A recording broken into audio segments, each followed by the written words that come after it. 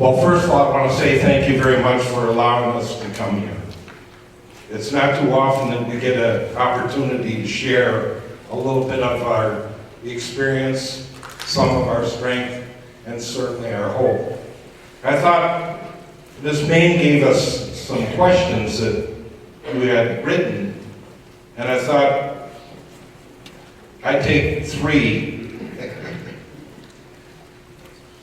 Where did you grow up? Lombard, Illinois. Question number 1. Question number 2. During the war, how long did you serve? During the actual Vietnam War, I served 1 year. I served 3 years in the service. And my last question is, why are you willing to share your stories when so many other veterans are not? That's a hard one to answer. But in all honesty, I think we have to share our story. Not for Joe Campbell or Jerry or Al, but for so many of those that paid the ultimate price that can't speak. And we're here to represent them. That's me in 1967. Definitely a lean, mean fight machine. I definitely was in tremendous shape, and I was in guard duty for a village called Train Bang, which doesn't really mean a lot other than, next slide, that's more of the village of Train Bang. Next slide. Those were the type of houses, huts, if you will, that they lived in and the families. That's little Hung and Hing. 2 cute little kids, and very special pictures that they had taken for me. I was very fortunate to be in a unit that was allowed to work with the village people. And these 2 were just really, really special to me along with others. Next slide. There's 3 little guys, just as happy as can be. Next slide. That was Christmas in 1967. Now, my company commander had given me permission. Are you okay? My company commander had given me permission to go to the village and bring as many of the kids that I could fit in one Jeep. And I can tell you, I had about 22. They were hanging on the tire, on the hoods, and on each other, and we were able to bring the kids into the village and celebrate Christmas with them. Next slide. And that's back to the village.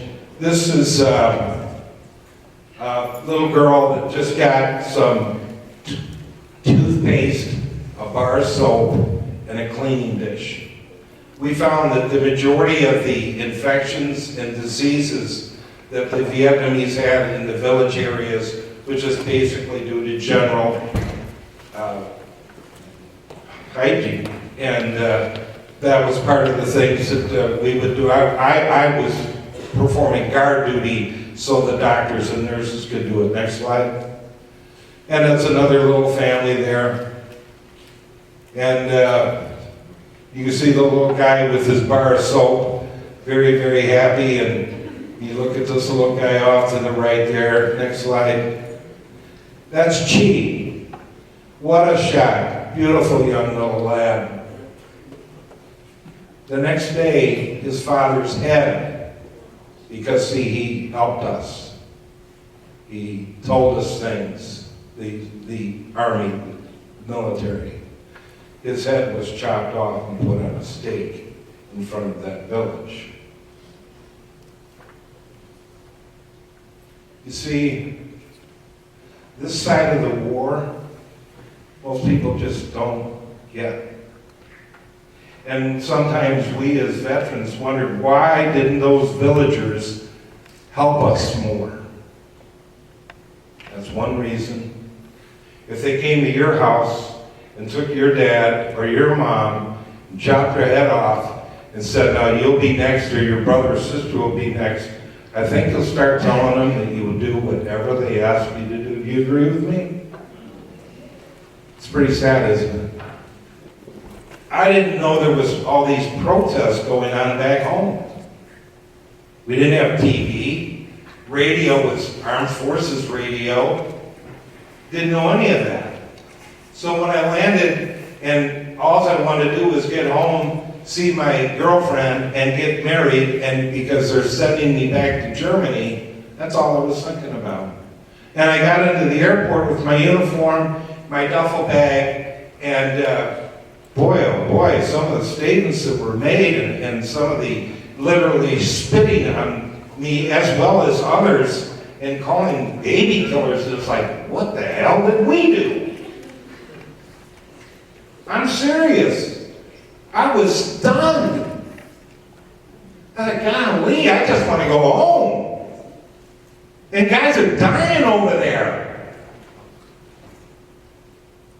I couldn't wait to get that uniform off. I didn't want to wear that uniform. I'm doing relatively well at work. And you know, as I told my wife, if you knew what I knew, saw what I saw, felt what I felt, you'd drink too. Leave me alone. You know what happens when you tell somebody to leave you alone enough? You're gone. So after 30 years of marriage, you're out of here. Joe, you have a problem. No, you have the problem.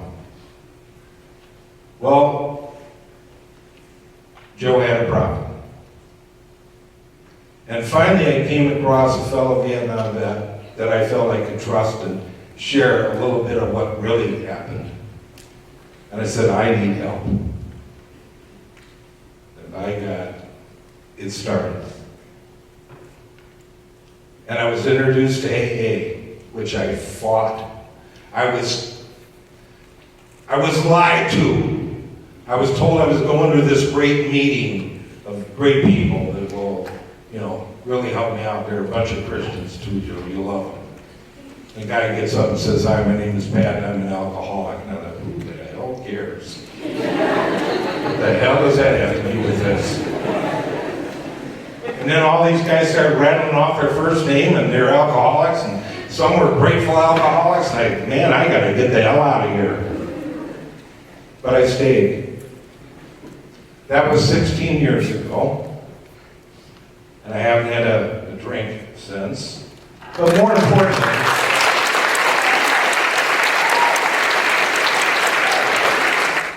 importantly, what I found by being able to talk to friends like Jerry and Al and other fellow Vietnam vets, that I finally found that I wasn't alone.